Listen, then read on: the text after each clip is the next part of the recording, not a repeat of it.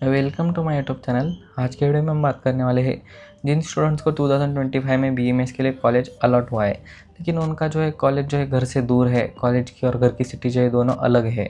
तो उनको जो है अकोमोडेशन के लिए कॉलेज से मिलने वाला हॉस्टल चूज़ करना चाहिए या फिर बाहर पीजी या फिर फ्लैट पर रहना चाहिए। इस टॉपिक पर हम बात करने वाले हैं। बहुत सारे लोगों को लगेगा कि ये टॉपिक बहुत ईजी है, स्टूडेंट की चॉइस पर डिपेंड करता है, लेकिन इसमें कुछ ऐसे फैक्टर्स है जो आप जो है आप पर आपने डिसीज़न ले लिया, लेकिन बाद में आपको जो है उस पर रिग्रेट करना पड़ सकता है। तो यही फैक्टर्स के बारे में जो है बात करने वाला हूँ मैं। तो सबसे पहले है कि आपका टोटल खर्चा 1 ईयर का आपका कितना खर्चा होने वाला है कॉलेज हॉस्टल में और बाहर। हॉस्टल में अगर आप रहोगे तो 80,000 टू 1 लाख रुपीज़ तक आपको जो है खर्चा लगने वाला है एवरेज हॉस्टल्स में।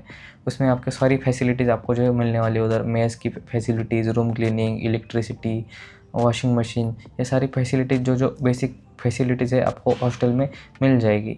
लेकिन आपको बाहर रहना है तो आपको ये खुद से अरेंज करनी पड़ेगी और आपको जो है उतना खर्चा होने वाला है उसका 2500 आप समझो रूम की क्वांटिटी आ रही है आपकी लाइट बिल की।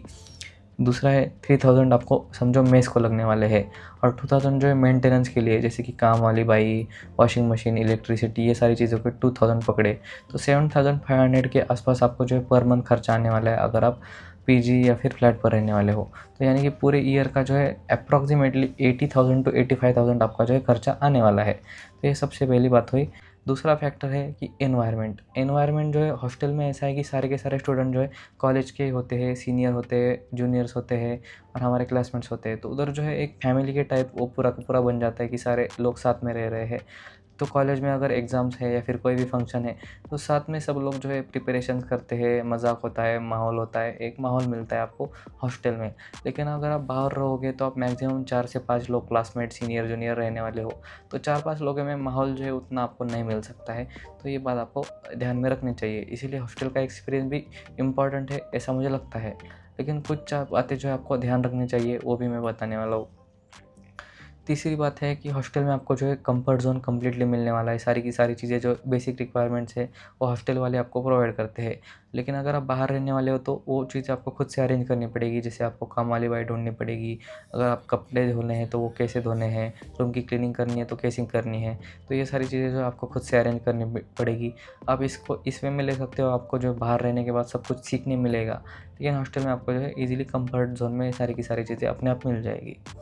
फोर्थ फैक्टर है कि फ्लेक्सिबिलिटी। अब ये फ्लेक्सिबिलिटी फैक्टर इंपॉर्टेंट क्यों है कि बहुत सारे हॉस्टल्स में जो है रिस्ट्रिक्शंस होते हैं कि आउटिंग टाइम जो है रात को 8 बजे के बाद कोई भी बाहर नहीं रहना है, लड़कियों के लिए समझो 6 के बाद ही बाहर नहीं रहना है। ऐसे इधर जो है होता है हॉस्टल्स में, बहुत सारे हॉस्टल्स में, सारे हॉस्टल्स में नहीं बोल रहा हूँ लेकिन बहुत सारे में होता है।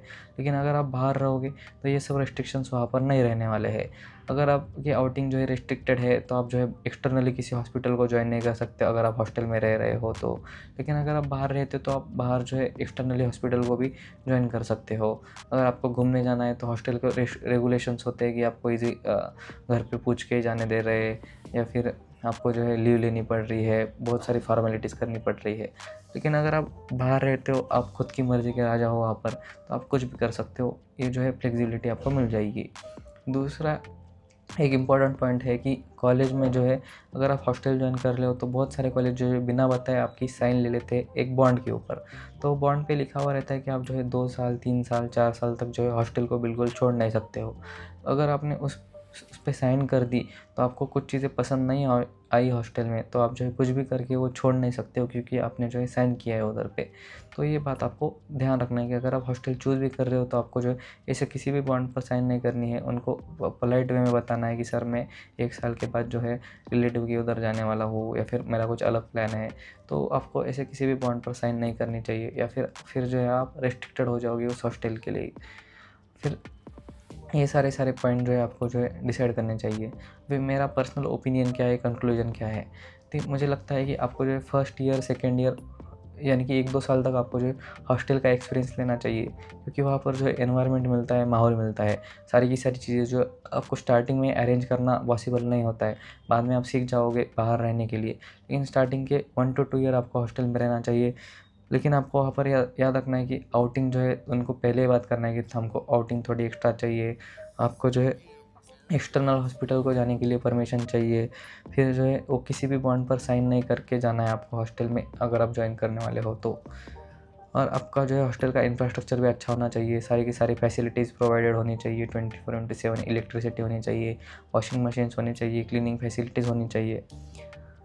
लेकिन अगर आपको ये सब सारी चीज़ें नहीं मिलने वाली है तो आपको जो है हॉस्टल को अवॉइड करना चाहिए और बाहर फ्लैट या फिर पीजी में रहना चाहिए अपने क्लासमेट्स के साथ।